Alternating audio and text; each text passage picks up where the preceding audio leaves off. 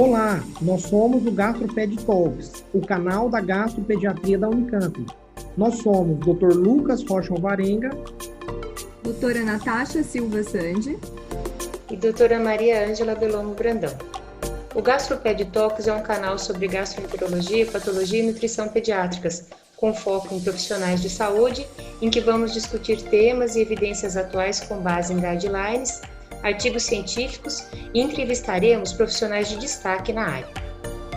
O nosso tema é, então, doença de Crohn, e para começar a discussão de hoje, eu vou apresentar, então, o guideline sobre o manejo médico da doença de Crohn pediátrica luminal da Associação Canadense de Gastroenterologia.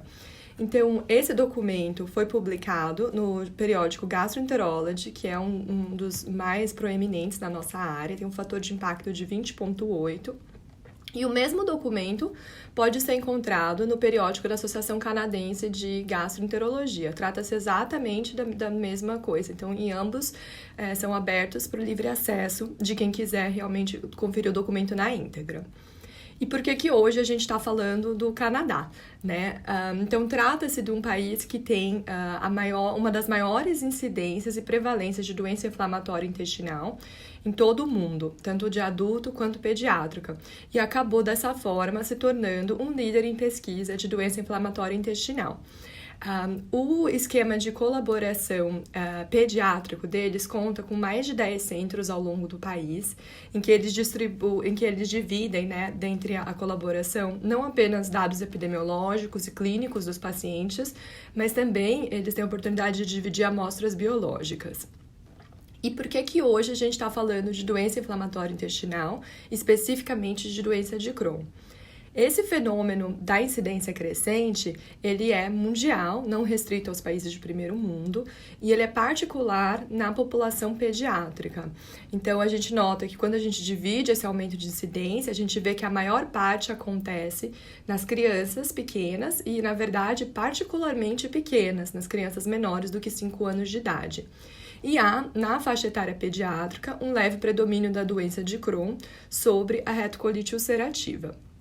E apesar de eu ter apresentado, né, questões do Canadá, essa também é a nossa realidade, como mostra esse artigo, essa revisão sistemática que foi publicada no periódico Clinical Gastroenterology and Pathology, agora em 2020, sobre a progressão da doença inflamatória intestinal na América Latina e no Caribe, com a participação de autores brasileiros que fazem parte do GDIP.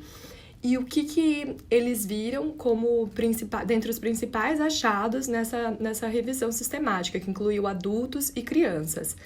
Que no Brasil, a incidência aumentou de 0,08 para 100 mil pessoas ano, isso em 1988, para 5,5 em 2015. Então, isso representa um aumento de quase 70 vezes. A maior prevalência que eles viram de doença inflamatória intestinal foi na Argentina, provavelmente refletindo as melhores condições socioeconômicas desse país. E bem interessante notar que houve o maior número de casos de retocolite reportados sobre doença de Crohn, aí em todas as idades, em todas as regiões, exceto no Brasil.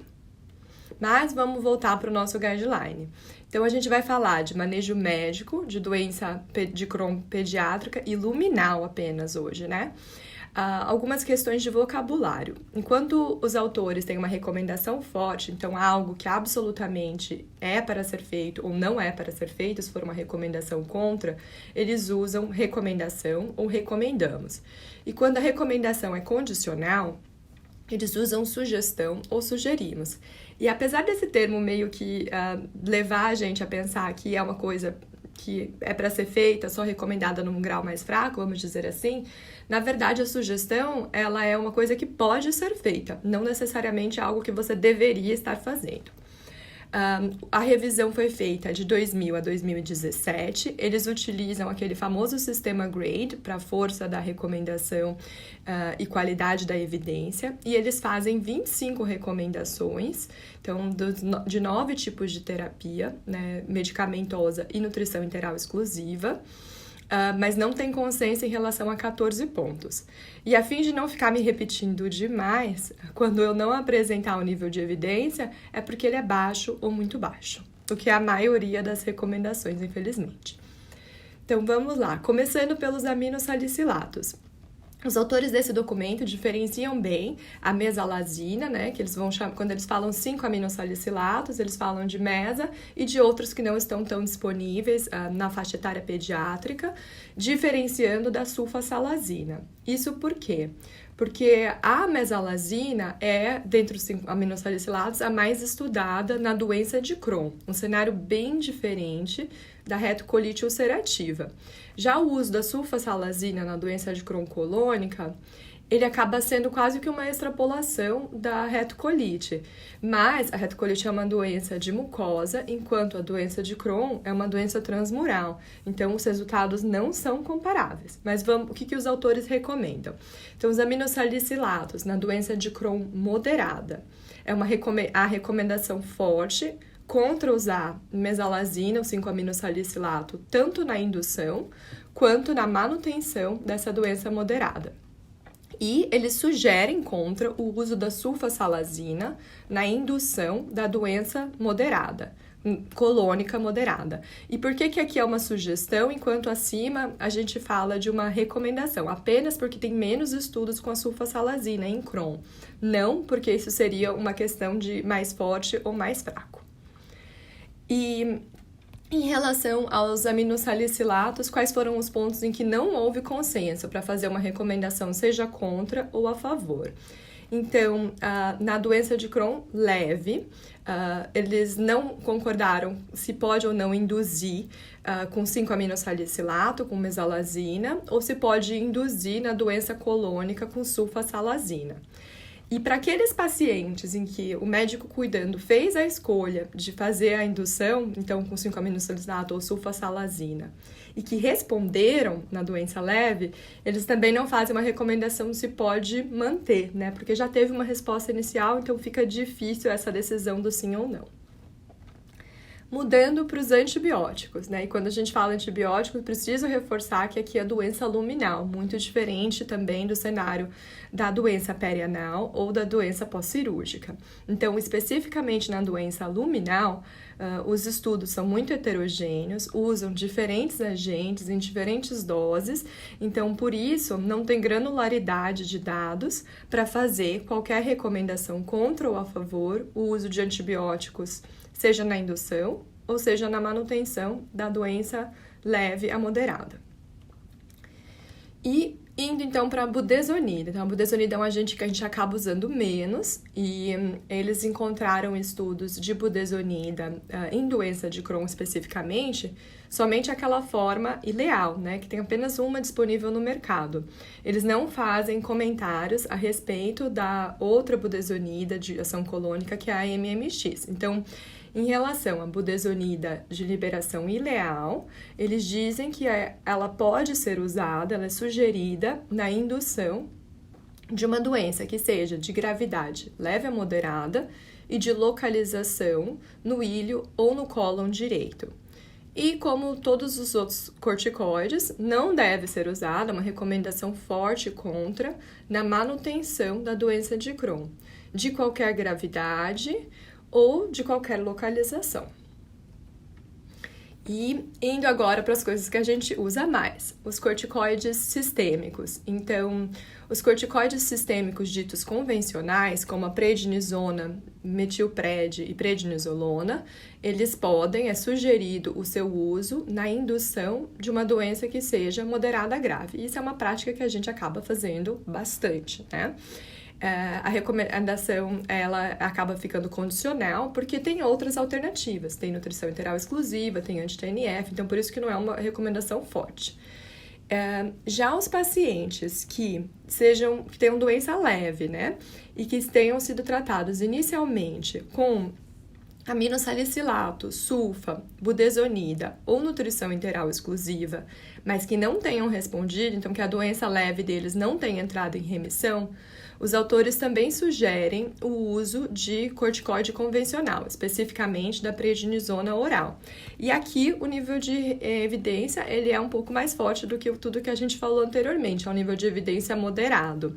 E isso seria uma escolha do corticoide convencional sobre a nutrição interal. Então, nesses casos que já foram refratários inicialmente, a nutrição interal parece ser menos efetiva do que o corticoide, mas é apenas nesses pacientes que já foram tratados com outra coisa inicialmente. E, finalmente, como a gente sabe, corticoides não devem ser usados, a recomendação é forte contra o uso na manutenção da doença de Crohn. E não teve qualquer controvérsia em relação ao uso de esteroides. A nutrição enteral exclusiva. Então, a nutrição enteral exclusiva é sugerida para induzir a doença de Crohn. Eles não fazem distinção entre gravidade ou localização. Há uma forte recomendação contra a nutrição parcial para a indução. E a definição de parcial seria aquela que menos que 80% das calorias vem da nutrição enteral exclusiva. A grande variabilidade na prática dos centros em relação ao que eles permitem e não permitem com nutrição enteral exclusiva. Porém, só pode chamar de exclusiva se mais do que 80% das calorias vierem da nutrição enteral. E eles sugerem que nos pacientes em que se deseja usar a nutrição enteral parcial para manutenção, que essa seja combinada com outras medicações.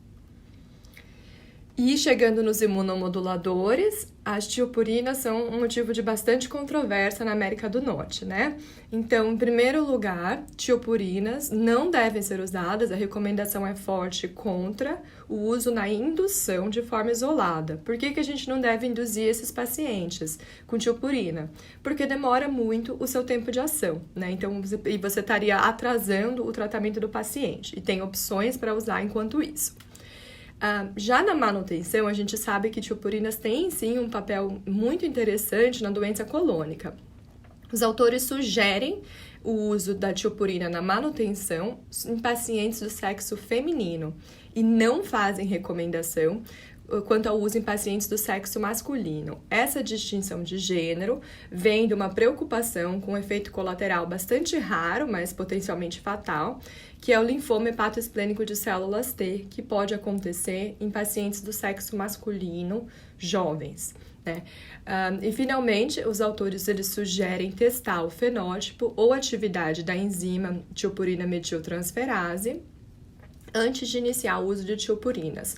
A sugestão aqui não é uma recomendação forte, porque isso não isenta a monitorização dos efeitos colaterais. O metotrexate, ele pode ser usado, então seu uso é sugerido na manutenção da doença de Crohn, desde que seja na sua forma parenteral.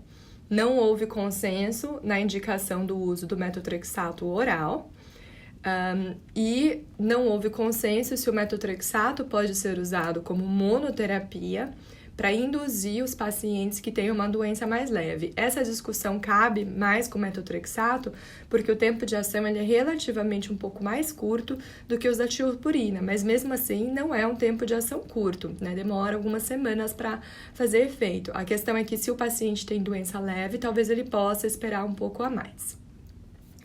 E os imunossupressores, de forma geral, seja tiopurina ou metotrexato, eles sugerem que seja avaliada a cura de mucosa dentro de 1 ano se o paciente estiver em remissão clínica com o uso dessas drogas, porque pode-se considerar a necessidade de modificar a terapia se persistirem ulcerações na avaliação endoscópica.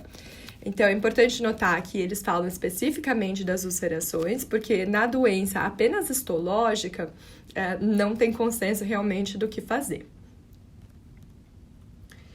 E indo para os biológicos, a gente tem as duas únicas recomendações com alto nível de evidência, finalmente. Então, os biológicos anti-TNF, especificamente o adalimumab e o infliximab, eles são fortemente recomendados, tanto para induzir quanto para manter os pacientes que tenham doença inflamatória moderada grave e que não tenham respondido tanto aos corticoides quanto aos imunossupressores. São recomendações separadas porque vêm de trabalhos separados, mas o nível de evidência é forte para ambos.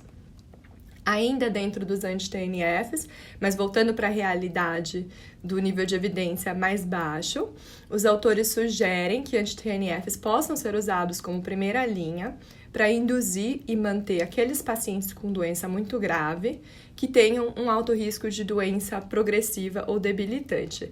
Aqui é uma sugestão porque o nível de evidência é mais fraco, vamos dizer assim, e também porque na prática a gente quase não consegue prescrever direto o anti-TNF para esses pacientes, né? Precisa realmente acabar falhando outra terapia para ser autorizado o uso do anti-TNF. É importante notar que os autores não se posicionam em relação à monoterapia versus comboterapia. Eles apenas falam o que você fazer caso você decida fazer comboterapia. Então, quando for iniciado o infliximab ou o adalimumab em pacientes do sexo masculino, né, eles sugerem contra a comboterapia com tiopurina. Então, deveria, nos pacientes do sexo masculino, ser preferido o metotrexate por conta daqueles efeitos colaterais que eu falei. E eles não fazem a recomendação no sexo feminino.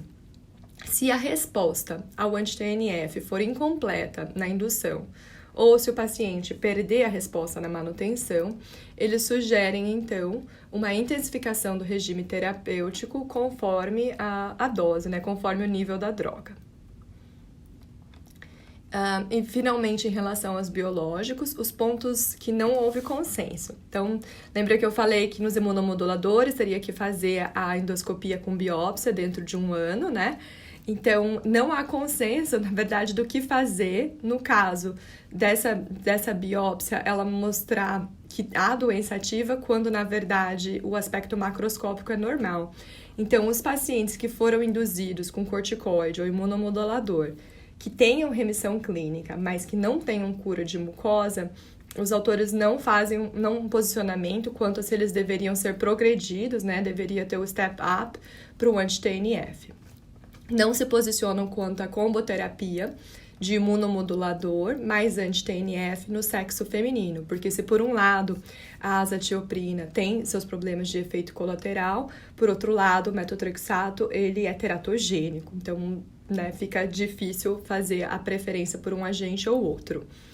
E eles também não se posicionam quanto a avaliar a cura de mucosa dentro de 1 ano para os pacientes que estejam em remissão clínica usando o anti-TNF. E por que isso?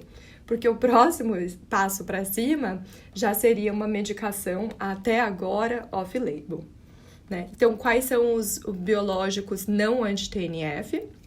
Recomendações. Então, na falha de atingir a remissão com anti-TNF, é sugerido o uso do ustekinumab, tanto para induzir quanto para manter o paciente com doença de Crohn moderada grave. Essa recomendação, essa condicional, vem de vários estudos, ensaios clínicos randomizados em adulto, mas apenas experiências pequenas, né, relatos e séries de casos em pediatria. Não há um consenso se o vedolizumab pode ser usado nessa situação do paciente que não responde ou que pede a resposta ao anti-TNF. E, finalmente, cannabis e derivados, que é um problema muito importante no Canadá.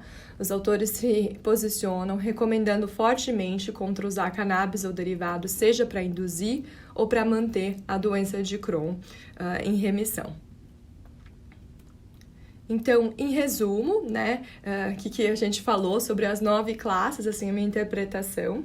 Os aminosalicilatos a gente não deve usar na doença moderada, mas tem muita controvérsia em relação ao uso na doença leve. O papel dos antibióticos não está bem definido na doença de Crohn luminal. A budesonida ileal, apesar da nossa dificuldade de obter relacionada a custo, ela é uma possibilidade na doença ileal ou de cólon direito. E os corticoides são a nossa realidade, é o que a gente usa na indução da doença moderada grave, mas eles não devem ser usados na manutenção. A nutrição enteral exclusiva tem, sem dúvida, um papel na indução da doença de Crohn, mas é importante notar que a parcial, não. E os imunossupressores, eles são uma possibilidade na manutenção, eu diria que na nossa realidade da América Latina são uma realidade muito usada, mas os autores se posicionam que o metotrexato, quando usado, tem que ser parenteral, subcutâneo ou intramuscular, e que as tiopurinas devem ser usadas preferencialmente no sexo feminino, o que acaba não sendo a prática na América do Sul e na Europa. Os anti-TNFs, altíssimo nível de evidência para indução e manutenção na doença moderada grave. E caso isso não funcione, a sugestão é do ustekinumab, que ainda não está amplamente disponível.